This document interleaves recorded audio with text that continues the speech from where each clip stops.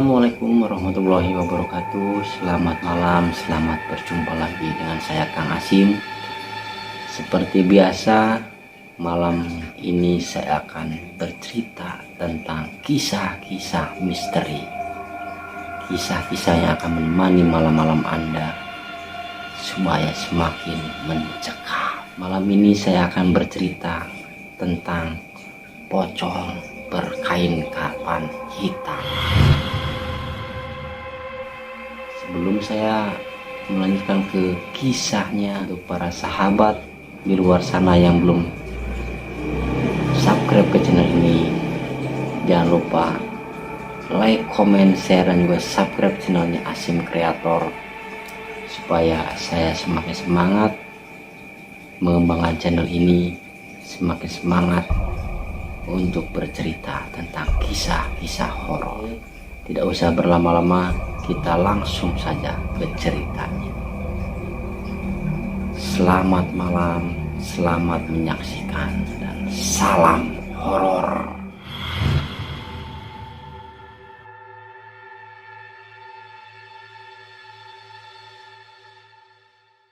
Awal cerita ini dimulai saat salah satu tetanggaku meninggal dunia. Aku tidak mau menyebut namanya. Sebut saja dia dengan Pak Budi. Pak Budi ini dikenal sebagai orang yang tidak baik. Dia suka sekali berjudi dan minum minuman keras. Bahkan aku dengar dia suka berpelesir ke rumah-rumah bordil. Kelakuannya yang buruk seperti itu didukung oleh kekayaannya, memperoleh harta yang sebegitu banyak. Itu pun dari perbuatan tidak baik, yaitu dengan cara meminjamkan uang dengan bunga tinggi. Entah kalian mau menyebutnya rentenir, lintah darat, atau apapun, juga terserah. Saat dia meninggal, semua warga tidak ada yang mau ke rumahnya. Tetapi saat melihat istrinya menangis meminta tolong, dan salah satu kiai menyarankan untuk menolong sesama muslim, meski aku kurang yakin Pak Budi muslim karena aku belum pernah melihat sholat. Akhirnya para tetangga bersedia menolong. Aku yang masih remaja diajak ayah untuk ikut. Kegemparan terjadi saat ingin membungkus mayat Pak Budi. Kain kafan yang sedianya ingin membungkus tubuh Pak Budi tidak mampu menutupi seluruh tubuhnya yang tambun. Akhirnya mereka membelikan kain kafan yang lebih besar, yang lebih lebar. Tetapi tetap saja tidak muat. Setelah 3 kalinya tidak muat juga, saat itu hidungku sudah mencium bau busuk dari tubuh Pak Budi. Akhirnya salah satu pelayat menyarankan untuk mengganti kain kafan putih itu menjadi warna hitam. Tetapi ide itu berhasil. Tubuh Pak Budi bisa dibungkus dengan kain kafan berwarna hitam. Itu dengan sangat mudah, seakan-akan itu adalah kain kafan yang sangat pas untuknya. Saat semua pelayat sibuk dengan keranda yang belum datang, apalagi saat itu hujan deras, aku masih berdiri depan tubuh Pak Budi yang terbujur kaku di atas dipan. Saat aku melihat mayat Pak Budi yang terbujur kaku, entah kenapa bulu kuduku merinding. Baru pertama kali dalam hidupku aku melihat mayat dibungkus dengan kain kafan berwarna hitam. Mungkin ini untuk pertama kalinya dalam sejarah kain pembungkus mayat yang menggunakan warna hitam. Setelah keranda datang, para pelayat segera membawa mayat Pak Budi ke musola untuk disolati. Aku saat itu tidak ikut karena hujan sangat lebat. Saat tiba di rumah, semua orang tidak ada karena mereka semua pergi ke rumah duka untuk membantu. Aku yang mulai merinding Entah karena dinginnya hujan atau sebab yang lain, akhirnya memutuskan untuk ikut pergi ke kuburan bersama ayah. Beruntung saat aku kembali ke musola, iringan para pelayat sudah bersiap berangkat. Aku lihat di depan keranda yang membawa tubuh Pak Budi diangkat oleh 10 orang yang terlihat sangat berusaha keras untuk berjalan. Seakan-akan mereka mengangkat beban yang sangat berat. Di tengah jalan, banyak dari mereka yang membawa keranda itu meminta bantuan pada pelayat lain untuk menggantikan mereka. Tiba di kuburan, sesuatu yang mengejutkan terjadi. Kuburan Pak Budi belum siap. Menurut para penggali kuburan yang berjumlah 5 orang itu, mereka kesulitan menggali karena tekstur tanahnya sangat keras. Meski saat itu turun hujan, 6 cangkul sudah jadi korban dan 3 lokasi berada sudah digali. Namun hanya bisa menggali dengan kedalaman setengah meter saja.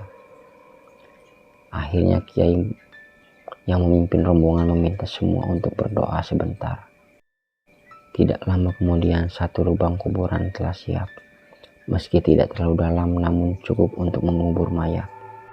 Masalah lain timbul saat tidak ada seorang pun yang mau masuk ke dalam liang kubur untuk menangkap mayat Pak Budi. Dan hujan yang turun sejak tadi mulai menderas beserta suara petir yang semakin keras. Akhirnya mereka berencana untuk memasukkannya dengan tali. Tapi sebelum hal itu terlaksana, mayat Pak Budi yang saat itu berada di pinggir lubang kuburan tiba-tiba masuk sendiri akibat gempa bumi yang hanya berlangsung sesaat. Saat mayat Pak Budi jatuh, akhirnya para pelayat tanpa berkata-kata langsung menguburkan mayat Pak Budi. Setelah itu, Kiai memimpin berdoa sebelum para pelayat pulang ke rumah masing-masing. Seminggu belum berlalu sejak kematian Pak Budi, tetapi kabar tidak sedap terdengar beredar. Para tetanggaku menceritakan bahwa mereka didatangi oleh hantu Pak Budi dengan kain kafan hitam serta dengan wajah yang sangat menyeramkan. Rumahku pun ikut menjadi salah satu korban dari hantu Pak Budi. Tetapi beruntung aku tidak melihatnya, hanya orang tuaku saja yang diganggunya. Baru setelah kabar itu beredar, keluarga Pak Budi menyarankan untuk tidak menceritakan perihal hantu Pak Budi pada siapapun. Akhirnya hantu Pak Budi tidak pernah muncul lagi. Sebulan kemudian, aku pergi keluar kota untuk mengunjungi temanku. Dan aku pun bercerita kepada perihal Pak Budi kepada temanku. Ya, alasanku menceritakan pada temanku saat itu karena sudah sebulan hantu Pak Budi tidak pernah muncul. Dan ini di luar kota. Apalagi temanku tidak kenal dengan yang namanya Pak Budi. Tetapi aku salah. Setelah aku pulang, seharian kemudian temanku meneleponku. Katanya dia didatangi hantu yang ciri-cirinya sama persis seperti yang aku gambarkan. Dalam ceritanya, dia sampai ngompol di celana. Aku yang tidak mudah percaya, sehari kemudian pergi ke rumah temanku yang lain, yang rumahnya lebih jauh. Aku ceritakan semuanya perihal hantu Pak Budi, tetanggaku itu.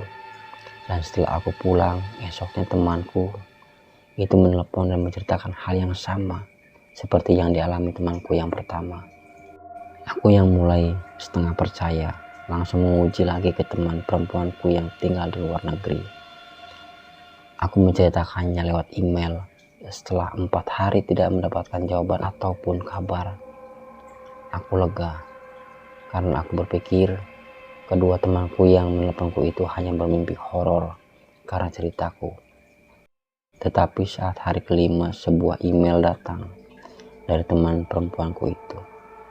Dalam email, dia menceritakan bahwa dirinya didatangi oleh hantu berkain kafan hitam dan berwajah menyeramkan. Menurutnya, itu adalah hantu paling menyeramkan yang pernah dia lihat. Dan jika kalian sudah membaca cerita ini, tolong jangan katakan bahwa aku yang menceritakannya atau aku yang menulisnya, karena aku juga takut bertemu dengan hantu berkain kafan hitam. Dan jika nanti malam didatangi hantu Pak Budi itu, sampaikan saja salamku untuknya.